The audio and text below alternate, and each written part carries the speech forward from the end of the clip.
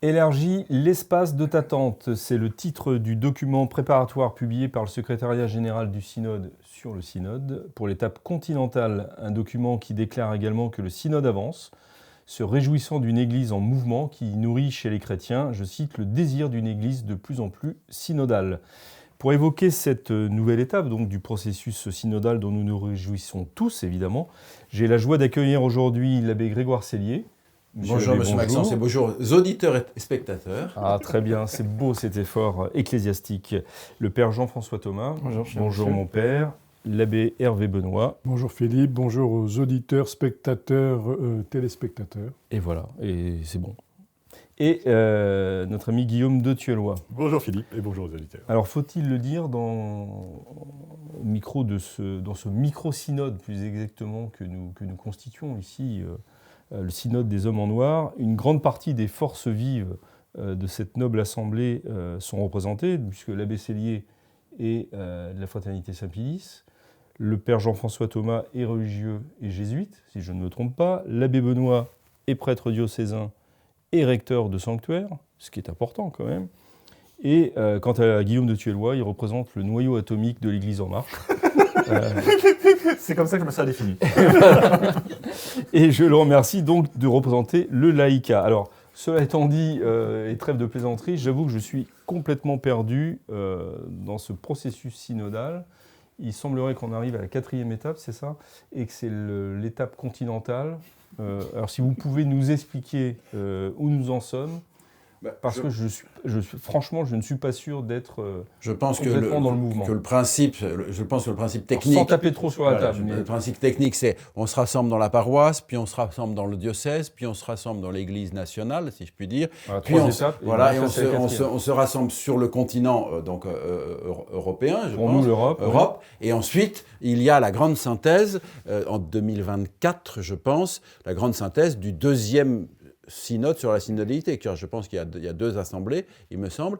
Il y en a une en 2023 et une en 2024. Et donc, voilà, c'est donc un processus montant relativement classique, effectivement, où on passe d'une étape à l'autre, avec donc tout le problème, c'est que ça devient de plus en plus abstrait, forcément, hein. Plus on monte, plus ça devient abstrait, et je dirais tellement générique que ça n'a plus grand sens. Mais bon, ce processus en plusieurs étapes, ne me paraît pas absolument scabreux. Ça fait remonter. Il n'est pas forcément scabreux, sauf qu'on est un peu perdu dans toutes ces étapes sur un synode qui s'étend sur plusieurs années. Et là, on arrive à l'échelle continentale, on se sent, immédiatement en lisant juste ça, on se sent complètement dépassé en fait. Qui va intervenir, au sujet de quoi, synthèse de plusieurs synthèses. Alors, je pense. Ils décrivent comment ils ont réalisé le document lui-même, hein, qui a été piloté par le secrétariat du synode, qui s'est adjoint un certain nombre d'institutions et de personnes. Et je pense que ça va être un petit peu comme ça, c'est-à-dire que probablement il y a une conférence épiscopale européenne qui regroupe les conférences épiscopales de l'Europe, qui, je pense, va être l'instance de pilotage de cette chose-là. Elle va regrouper un certain nombre de personnes. La difficulté de ce genre de choses à ce niveau-là, c'est que c'est très souvent les personnes invitées, donc les personnes individuelles invitées, sont très souvent des apparatchiks de diverses institutions et ONG catholiques, etc., qui sont déjà dans un moule. Donc c'est toujours un petit peu embêtant parce que, en même temps, comment pourrait-on désigner un quidam quelconque, français ou allemand, etc., ça serait difficile. Donc c'est quand même souvent très institutionnel, ça va être un petit peu comme ça, quoi. Mais vous-même, vous n'êtes pas invité. Personnellement, je ne suis pas invité, non. Et Père Jean-François Thomas, vous-même, vous êtes invité ? Pas encore, non. Mais est-ce que vous avez fait, à l'intérieur de la communauté, est-ce que vous avez fait une réunion synodale ? Pas à ma connaissance, non. Non, je dois dire que vous avez été particulièrement cruel de nous imposer la lecture de ce texte. Car, vous savez combien je suis cruel. Ah oui, vraiment. Ça se confirme. Mais là, ça s'est vraiment confirmé. Parce que, je pense que nous avons tous eu l'honnêteté de lire le texte dans son intégralité. Et il faut vraiment tenir jusqu'au bout.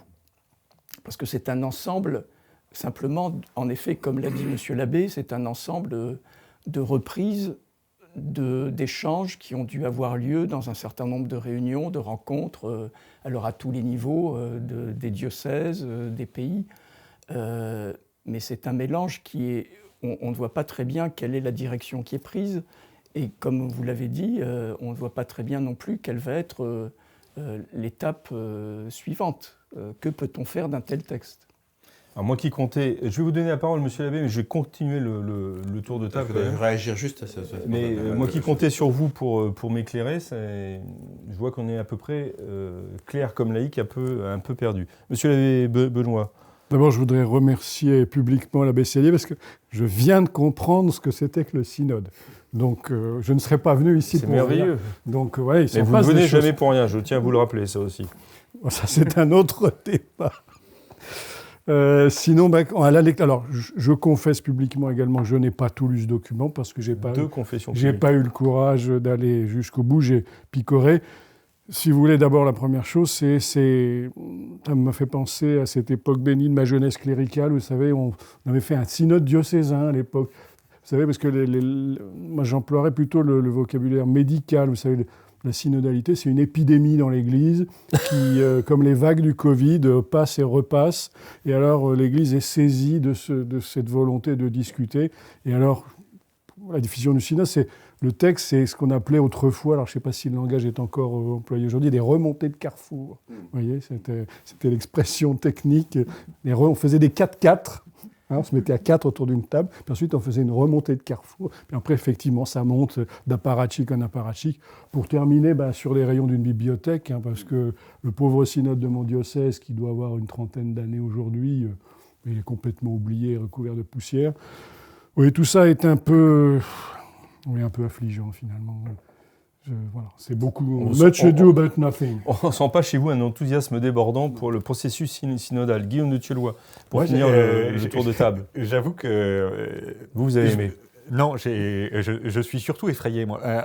Effectivement, la prose tombe des mains, mais en dehors de cet aspect-là, malheureusement, je pense que la direction est parfaitement claire. Cette insistance sur le processus, l'Église en marche, le machin, ça sent la manipulation des foules à plein nez. En tout cas, en politique, un truc comme ça, je sais très bien comment ça finit. La convention citoyenne sur l'écologie ou sur l'euthanasie, je peux vous dire la conclusion avant d'avoir commencé. Et là, je peux écrire l'exhortation post-synodale. Je ne sais pas, c'est évident. Mais ça sent la manipulation des foules à un point qui est absolument fascinant. Je sais pas d'ailleurs si peut-être que les clercs n'ont pas l'habitude de ça. C'est tout à fait possible, j'en sais rien. Mais toute personne qui en fait un peu de politique dans sa vie dit hop, je vois ce que vous voulez faire. Alors, monsieur l'abbé Sellier, je vous ai coupé. Ah voilà, non, je voulais réagir. Donc réagissez maintenant. Je réagis à ce qu'a dit le père Thomas. Sur le style. On croirait donc un séminaire d'entreprise, vous savez, pour renforcer la cohésion, n'est-ce pas, des salariés, où on déverse un flot de galimatias. Je voudrais lire 2-3 phrases pour que les auditeurs et spectateurs comprennent le style. Il est important de construire un modèle institutionnel synodal comme paradigme ecclésial de déconstruction du pouvoir pyramidal qui privilégie la gestion unipersonnelle. Ce désir de co-responsabilité se décline avant tout dans la clé du service de la mission commune, c'est-à-dire avec le langage de la ministérialité. Marcher en synode, en s'écoutant les uns les autres, en participant à la mission et en s'engageant dans le dialogue, a probablement une dimension de déjà là et de pas encore bien présente, mais beaucoup reste à faire. La mise en œuvre d'un modèle d'interculturalité où les diverses propositions se complètent et s'enrichissent mutuellement, dépassant ainsi celle de la multiculturalité qui consiste en la simple juxtaposition de cultures enfermées dans leur périmètre. Non mais c'est du galimatia, c'est du n'importe quoi qu'on nous inflige. Il y avait autrefois sur Internet un site magnifique de sermons qui s'appelait le Pipotron ecclésiastique, voilà. Malheureusement a disparu, et qui produisait au kilomètre ce type de document. Donc déjà, cet amphigouris est déjà imbuvable, scandaleux. Enfin, je veux dire, il faut vraiment balayer tout ça. C'est vraiment du grand n'importe quoi. C'est simplement dans le style. Comme dit M. Thieulois, je dirais l'axe derrière est extrêmement subversif. Mais déjà, le style, il faut dire non, on ne peut pas lire ça, c'est pas possible. Oui, alors en effet, une fois qu'on a balayé tout ce qui peut être un peu risible et caricatural, mais réel, il reste un message qui revient constamment, c'est le message de l'unité, de l'accueil de toutes les différences, de l'accueil de l'autre, etc. il y a cette belle phrase à un moment donné qui dit « personne n'est exclu ». Or, on sait très bien qu'actuellement dans l'Église, au contraire, il y a des fidèles qui sont exclus, notamment ceux qui sont attachés à la tradition. Donc, le texte synodal continental, là, ne dit pas toute la vérité et essaye de cacher, en fait, la forêt. Effectivement, vous voulez intervenir, Guillaume pardon. Juste un mot, je suis très frappé parce que dès le début du texte, on voit qu'il y a d'énormes résistances à ce processus que soi-disant l'Église entière attendait avec impatience. Il y a un passage en particulier sur les mauvaises herbes de la synodalité qui est absolument fascinant. Je ne sais pas si vous avez lu ce passage-là. Alors, à la lecture du passage, vous ne pouvez pas comprendre ce que c'est les mauvaises herbes. C'est pas compliqué. Il y a 2 pages pour expliquer. C'est impossible. En revanche, on comprend très bien qu'il y a des résistances. Alors, on ne sait pas si c'est ça les mauvaises herbes ou pas, mais qu'il y a des résistances, et en particulier des résistances au fait qu'on voudrait, peut-être, appliquer un processus politique à l'Église. Et donc, évidemment, le secrétariat général du synode nous avertit que ça ne sera pas une Église démocratique. Ah ben on est rassuré. Tout de suite, ça va beaucoup mieux. Ça sera une convention citoyenne, ça ne sera pas un parlement, ça sera mieux. Voilà. Mais alors ça, c'est une transition parfaite pour le sujet que je voulais aborder, puisque ce document évoque le sensus fidei, sur lequel il est censé s'appuyer. Et la question que j'avais envie de vous poser, c'est est-ce que le sensus fidei, ça correspond à une expression démocratique de ce que ressent ou pense le peuple chrétien, ou est-ce que c'est une catégorie différente malgré tout? Alors, je ne sais pas si je suis clair dans ma question, mais... Là, vous parlez du sensus fidei tel qu'il a été défini par le Concile Vatican II, où il est explicitement employé, mais c'est une expression traditionnelle, on ne va pas dire que ce n'est pas une expression traditionnelle, mais comme dit saint Thomas, dans la messe, tous participent, le prêtre en étant actif et les fidèles en recevant les dons du Christ. Donc, le sensus fidei, c'est une réception. C'est-à-dire que lorsque l'Église fonctionne bien, il y a, si venant d'un prêtre ou d'un quelconque membre de la hiérarchie, une proposition qui aille contre la foi, il y aura une réaction vitale du corps ecclésial chrétien qui dira « ça ne va pas ». Je rappelle que face au nestorianisme, c'est un laïc qui, alors que Nestorius prêchait contre la Sainte Vierge dans Sainte Sophie, je pense, c'est un laïc qui s'est levé et qui a dit « scandale, ce n'est pas possible ». Et ça, c'est le sensus fidei.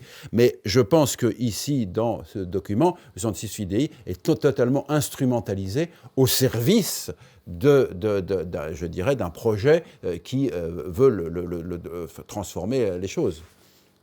En parlant d'instrumentalisation, je me creusais le cerveau pour essayer de préparer la rencontre que vous nous avez proposée sur ce sujet, parce que j'ai entendu s'exprimer Emmanuel Todd, le sociologue et historien.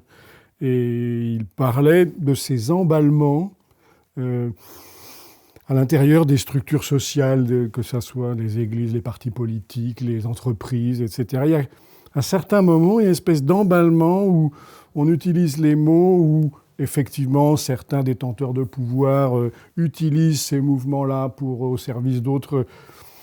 J'ai l'impression qu'on est vraiment là-dedans, parce qu'il y a aussi des braves gens qui se préoccupent de l'état de l'Église, d'annoncer l'Évangile, de faire découvrir notre Seigneur Jésus-Christ à ceux qui ne le connaissent pas. Ils se disent, peut-être que je vais donner mon avis, je vais participer à ça, et ils sont pris là-dedans. Enfin, qui est agi ou qui agisse, c'est assez compliqué, mais il y a une espèce de... Quand j'employais le vocabulaire médical, il y a ça aussi. Enfin, quand vous regardez les choses un peu de l'extérieur, il y a une espèce d'emballement. Après, on ne sait plus qui est vraiment acteur là-dedans. Vous voyez, mais c'est le propre de ce type de processus, et justement.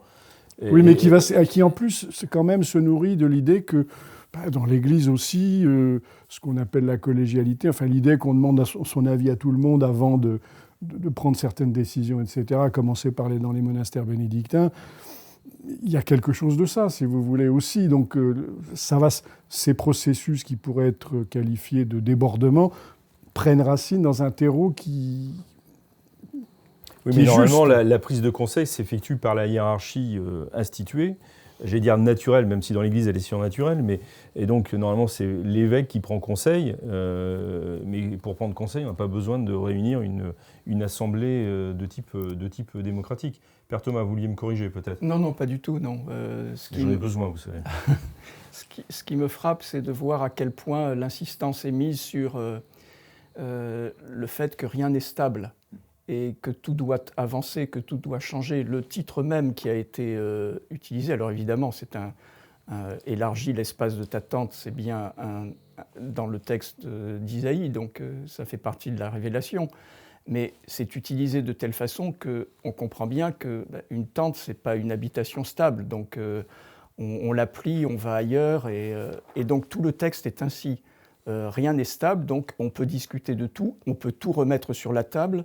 Y compris la foi. Pour tout déconstruire, oui, y compris la foi, les articles de foi, pour tout déconstruire et pour reconstruire quelque chose d'autre. Puisque une autre expression, c'est un chemin de conversion vers une église synodale. Chemin de conversion, donc on est en mouvement vers une église synodale, parce que l'église actuellement ne l'est pas. Donc c'est bien la construction de quelque chose de nouveau. C'est une autre structure. Et du type de conversion. De conversion. C'est pas simplement un chemin de perfectionnement, mais il faut de conversion. Se convertir. Donc oui. Un retournement. Retournement. Alors, juste une phrase. Ensuite, je confirme. Voilà une citation. La fixation de la tente est assurée par la solidité de ses piquets, c'est-à-dire les fondements de la foi, qui ne changent pas, mais qui peuvent être déplacés et plantés dans un terrain toujours nouveau, afin que la tente puisse accompagner le peuple dans sa marche à travers l'histoire. Il ne bouge pas, mais il bouge. Voyez. Donc, si on pouvait éviter les extraits, que cette émission ne finisse pas en fou rire, quoi. Enfin, ça serait quand même un service important. Mais non, mais il n'y a pas de quoi rire, en fait. Non, il n'y a pas de quoi rire. C'est bien ce qu'on essaye de dire aussi. Mais enfin, par moments, c'est une tentation. Guillaume de Thieulois. Moi, je voudrais juste dire un mot sur le sensus fidei. Merci. Je trouve que, d'une certaine façon, c'est une espèce de condamnation du texte lui-même. Parce que dans l'histoire de l'Église, chaque fois qu'on en parle dans l'histoire de l'Église, on parle du sensus fidei pour résister au processus synodal. C'est-à-dire qu'au moment d'Arius, de Nestorius, vous avez toutes sortes de conciles qui se réunissent pour dire non, en fait, le Christ n'est pas tout à fait Dieu, la Vierge Marie n'est pas Théotokos. Et puis il y a les laïcs qui disent stop. Ça, c'est le sensus fidei. Dans le processus synodal, c'est exactement l'inverse. On met le sensus fidei dans le laminoir du processus synodal et on espère qu'il n'y restera plus rien du sensus fidei à la fin. J'ose espérer que en tous les cas, que le sensus fidei se convertisse à autre chose. À autre chose. Mais cette église synodale, qu'est-ce que c'est exactement ? Quelle est la différence entre cette église synodale vers laquelle nous sommes censés cheminer, et avec joie d'ailleurs, et l'église telle qu'elle a existé depuis sa fondation ? Nous avons un historien parmi nous, peut-être que vous pouvez nous éclairer, monsieur l'abbé Benoît. Je ne sais pas exactement ce qu'il y a dans l'état d'esprit. Je pense qu'il y a derrière ça une espèce d'imprégnation, effectivement, de l'état d'esprit de l'époque, c'est-à-dire, oui, tout ce qui est vertical doit être horizontal, tout ce qui était solide doit être liquide. Enfin, il y a une espèce d'imprégnation de l'esprit du temps qui passera, rassurez-vous, hein, ça, comme quand sont passées toutes ces tempêtes et toutes ces agitations. Mais qui est, voilà, c'est... Alors, je pense aussi, mais ça, j'en suis moins sûr, mais j'ai l'impression aussi qu'il y a tout un élan qui est né dans les églises d'Amérique du Sud, dans le monde latin, enfin... Je ne voudrais pas employer de mots trop durs, mais... Oui, vous savez, vous pouvez... Non, mais on aime parler, on aime répéter des choses, enfin, échanger...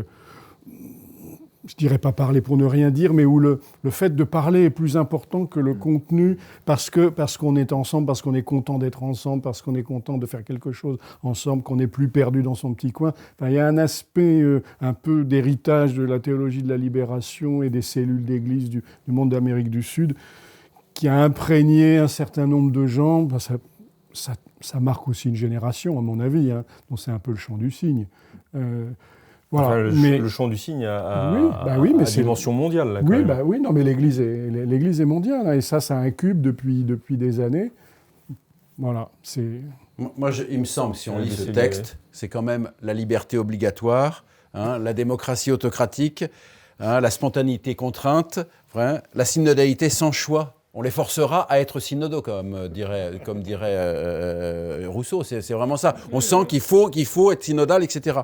Et de l'autre côté, je note quand même qu'au milieu de tout ça, il y a un seul qui ne partage aucunement son autorité, c'est François. Il y a un seul qui n'entre en discussion avec personne, c'est François. Il y a un seul qui attaque de façon très verticale et cléricale des institutions dirigées par des laïcs, comme l'Ordre de Malte ou le Caritas International, c'est François. Il y a un seul qui synodalise absolument pas, c'est le pape François. Mais parce qu'il est le seul à avoir cette possibilité de pousser l'Église en réalité, voilà, il impose une vision une vision, ça, on pourrait le dire, bon voilà, il impose une certaine vision, mais il impose une vision qui est censée être une vision où, au contraire, ça part de la base, mais qui vient exclusivement du haut, n'est-ce pas, c'est clair, et lui s'en abstient totalement. Il gouverne de façon tout à fait autocratique, sans consulter personne. Dans le moment historique de la transition, où on ne peut s'appuyer que sur une autorité verticale, pour obliger les gens à être synodaux. L'horizontalité. Voilà. Sauf que ça fait 50 ans qu'on a ce processus, parce que le Concile Vatican II a été pensé par l'aile marchande comme que étant... vous représentez, je vous rappelle. Absolument. Comme étant le moment où l'autorité romaine allait se mettre au service de l'horizontalité de l'Église.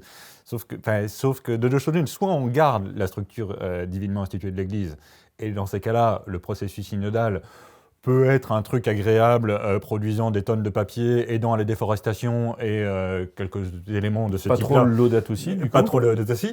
Mais donc ça, c'est la première possibilité. La deuxième possibilité, c'est qu'on fasse une autre église. Mais dans ces cas-là, l'autorité magistérielle de cette autre église sera exactement zéro. Père Jean-François Thomas ? Oui, ça me fait penser aux pays communistes, en fait, où vous avez à tous les niveaux une multitude de représentations, de comités, donc de discussions. Et tout doit remonter vers le haut. Et puis ensuite, évidemment, c'est la tête qui décide. C'est le Politburo qui impose. Et qui impose sa décision. L'Église a été quand même très marquée par le marxisme et le demeure. Et on le voit bien justement dans des instances comme les instances synodales. Là, il y a des remontées, alors qui ne sont pas des remontées uniquement fraternelles, qui montrent qu'on n'est pas encore à l'abri de ce type de dérive. Oui. Moi, ce qui me frappe beaucoup par ailleurs, c'est que dans des documents de ce type, il n'est pas le seul malheureusement, la question du salut n'apparaît absolument pas. Enfin, moi, j'avais naïvement cru que l'Église était là pour aider au salut des âmes et les conduire vers la vie éternelle. Et visiblement, ce n'est plus un horizon tout à fait qui s'impose. Vous vouliez répondre je vous remercie de poser la question, parce que finalement, on arrive aussi à cette idée que tous ces processus sont quand même extrêmement nombrilistes. C'est-à-dire, l'Église se regarde en train de faire Église, qui fait synode. Enfin, il y a une espèce d'hypertrophie de la réflexion sur soi, de se regarder dans la glace comme on est. Est-ce qu'on est comme ceci, comme cela ? C'est très, très nombriliste, quoi. Et finalement, voilà, ça n'a pas l'intérêt. Enfin, vous voyez ce que je veux dire ? Très bien, oui, c'est très intéressant parce que à force de réfléchir sur ce qu'est l'Église, on ne vit plus dans l'Église et on ne participe plus à la vie de l'Église dans sa mission de salut. Est-ce que c'est pas symptomatique justement ce regard nombriliste des institutions en décadence qui Je n'osais pas le dire, mais c'est exactement ça. Je ne sais pas s'il y a sur ce point Il est normal qu'on ne parle pas de salut à partir du moment où maintenant, depuis des décennies, on a bien souligné le fait que le salut, il était gagné par tous, donc on n'a pas besoin de l'annoncer, quelle que soit la religion, quelle que soit aussi l'absence de religion. On va tous au paradis, donc plus besoin de ce type de discours. Et les points essentiels qui sont constamment relevés ne sont pas des points qui sont directement des points de la vie spirituelle. Vous voyez, c'est le cléricalisme, la place des femmes, le sexisme, la tension globale locale, la transparence globale locale. Là aussi, oui. La transparence, la formation à la synodalité, parce qu'en effet, il faut une formation maintenant qui doit être mise en place. C'est vraiment un des buts essentiels à la synodalité. Donc, non, on ne parle pas ici de problèmes théologiques, bien évidemment, pas de spiritualité, pas de mission. Et pas d'annonce du salut, nécessairement. Mais c'est très étonnant de la part d'un pontife issu de la Compagnie de Jésus, où le début des exercices de Saint Ignace repose bien, le principe et fondement des exercices de Saint Ignace repose bien le but et de la vie humaine, quoi. Oui, là vous n'êtes pas innocent non plus, vous savez très bien... Et je ne suis jamais innocent, vous savez très bien c'est mon drame. que les fondateurs d'ordre religieux, c'est une chose, les disciples, ensuite, c'est autre chose. Donc, y compris du vivant des fondateurs, il y a déjà des dérives. Ce que saint Ignace peut dire dans les exercices spirituels, alors ça ne veut pas dire que tous les jésuites en sont indignes et ne le suivent pas. Mais quoi qu'il en soit, on ne peut pas dire qu'ici, il y ait une marque particulièrement de spiritualité, d'ailleurs, que ce soit une spiritualité ignatienne ou autre.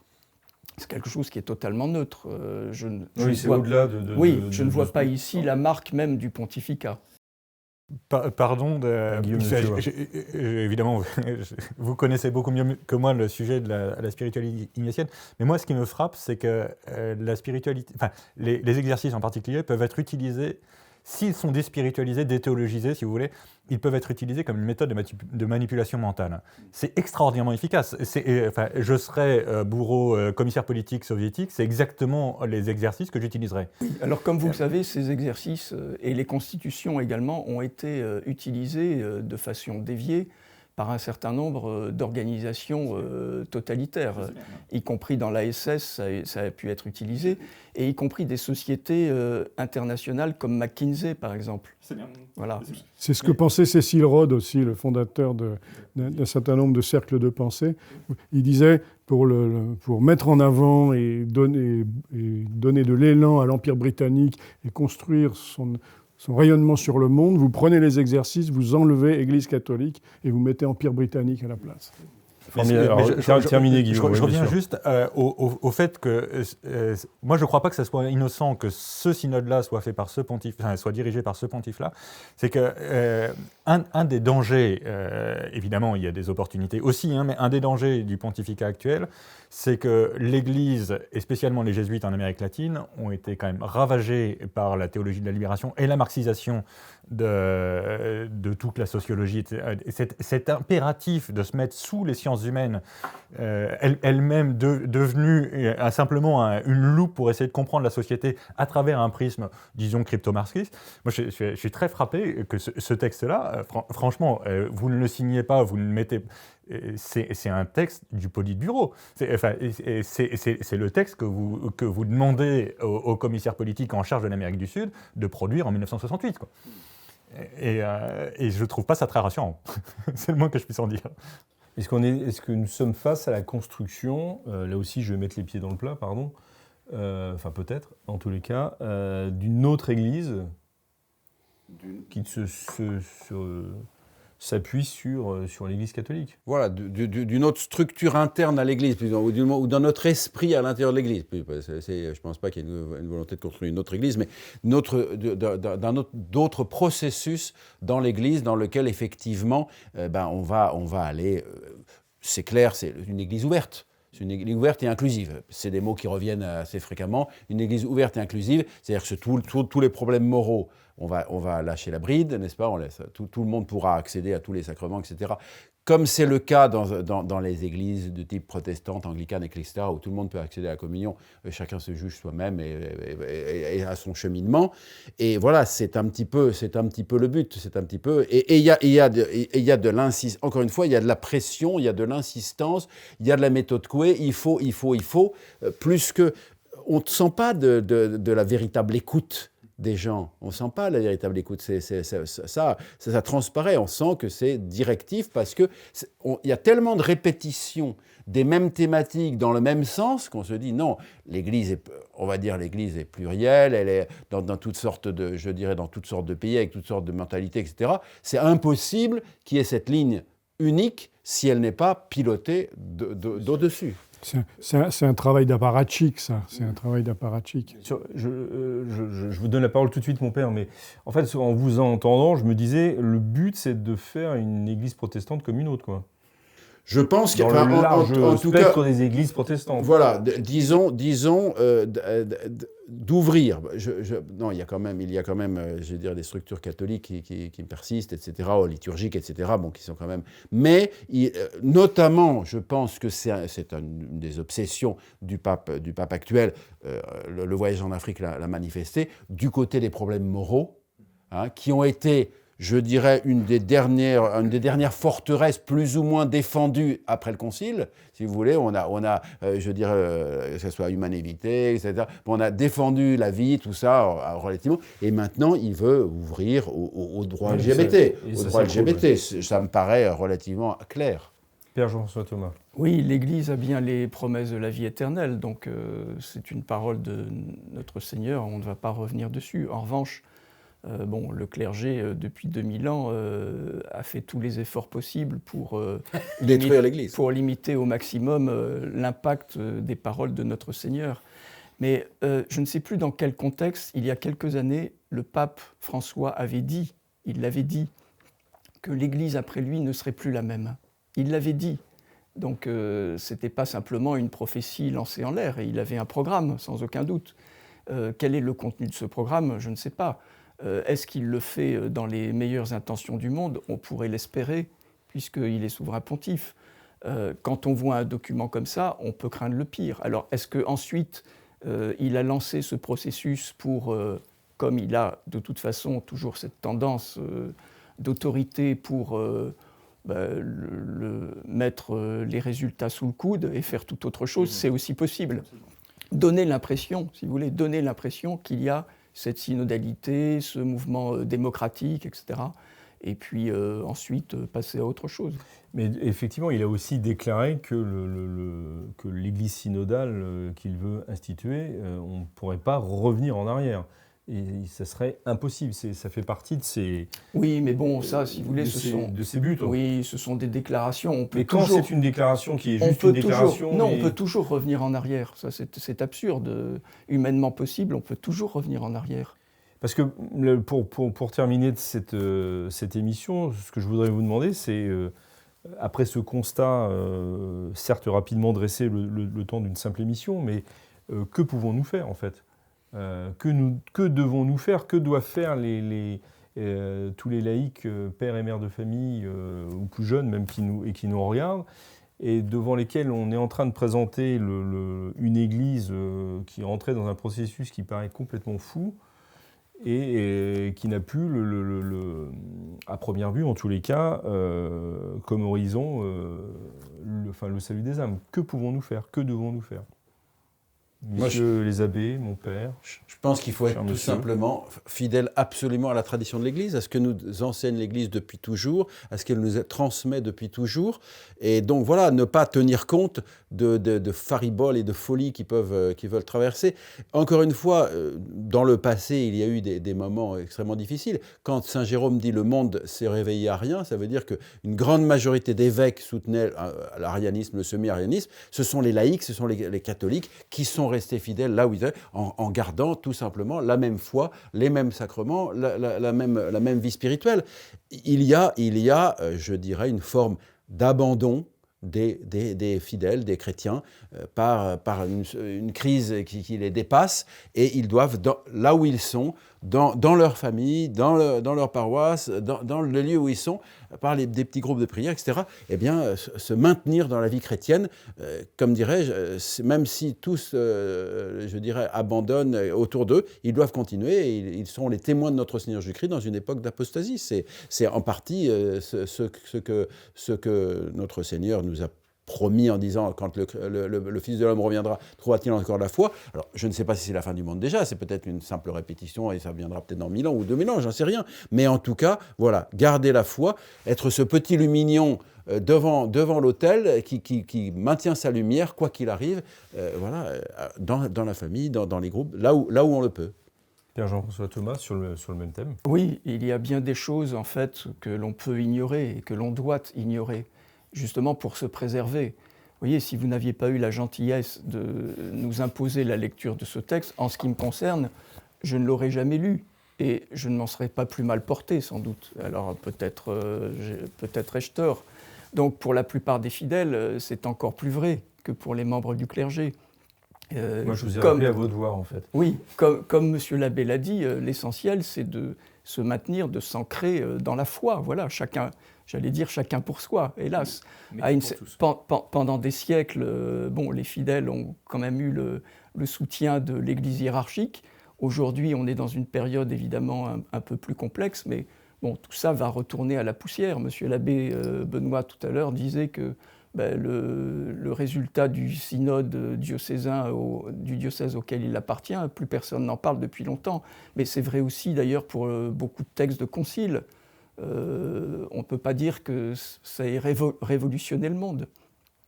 Voilà, donc il faut rester soi-même dans la paix. Dans la paix. Oui. C'est un appel à la paix que vous lancez aujourd'hui. Oui, mais à la paix intérieure. La paix intérieure. Merci mon père. Monsieur l'abbé Benoît. Que dire après ce que nous venons d'entendre? Tout ce que vous voulez. Je veux juste répéter ce que je crois déjà avoir dit dans ces lieux.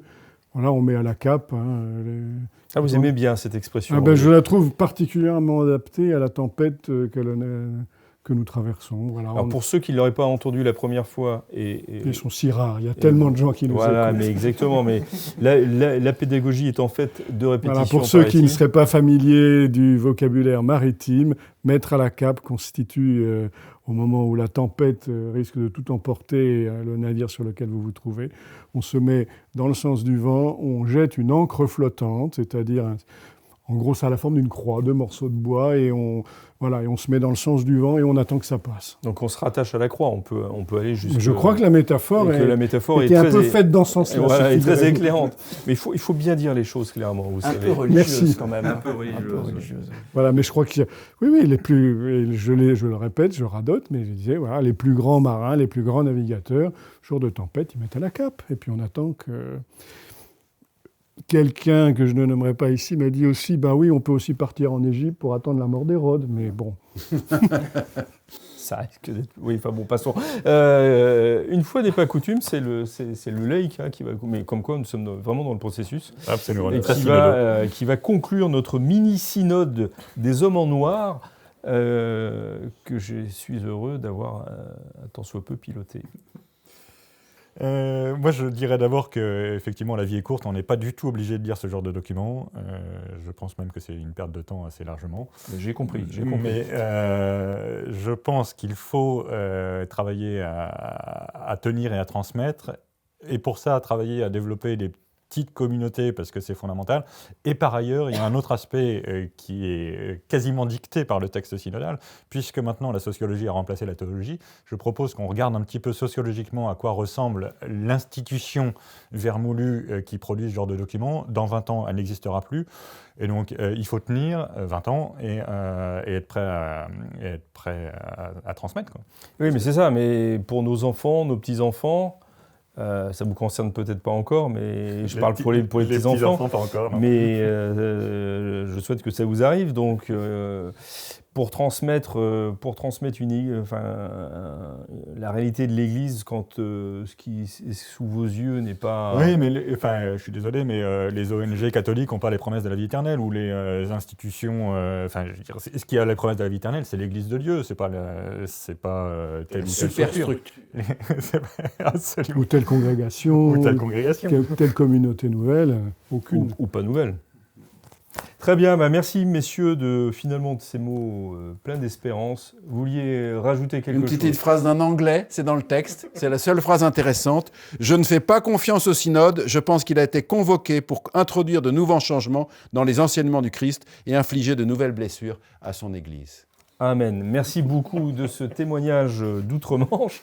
Nous nous retrouvons, si Dieu veut, la semaine prochaine pour une nouvelle émission, de nouveaux invités, un nouveau thème. D'ici là, que Dieu vous garde. Au revoir.